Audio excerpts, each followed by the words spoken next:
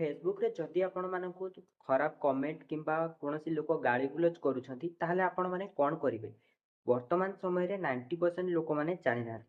ଦେଖନ୍ତୁ ବର୍ତ୍ତମାନ ସମୟରେ ଯଦି ଆପଣମାନଙ୍କୁ କିଏ ଖରାପ ଗାଳିଗୁଲଜ କରୁଛି ତାହେଲେ ଆପଣମାନେ ତାଙ୍କ ନାଁରେ ନିଜ ନିକଟସ୍ଥ ପୋଲିସ ଷ୍ଟେସନରେ କମ୍ପ୍ଲେନ କରିପାରିବେ କିମ୍ବା ସୋସିଆଲ ମିଡ଼ିଆରେ ଯଦି ବି ଗାଳିଗୁଲଜ କରୁଛନ୍ତି ଆପଣମାନେ ଅନଲାଇନ ମଧ୍ୟ ଆପଣମାନେ ସାଇବର କ୍ରାଇମ ପୋର୍ଟାଲରେ ଆପଣମାନେ କମ୍ପ୍ଲେନ କରିପାରିବେ।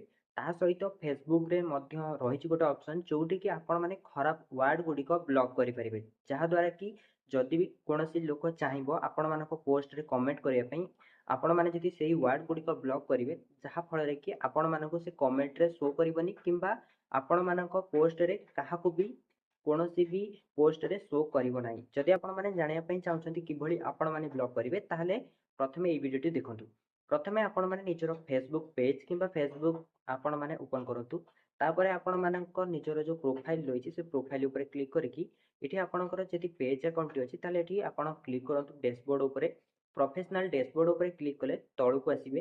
ଏଠାରେ ଆପଣଙ୍କୁ ଦେଖିବାକୁ ମିଳିବ ଟୁଲ୍ ଉପରେ କ୍ଲିକ୍ କରିବେ। ତାପରେ ଆପଣଙ୍କୁ ମଡେରେସନ୍ ଉପରେ କ୍ଲିକ୍ କରିବାକୁ ପଡ଼ିବ। ଏଠାରେ ଆପଣଙ୍କୁ ଏହି ଅପସନ୍ ମିଳିବ ମଡେରେସନ୍।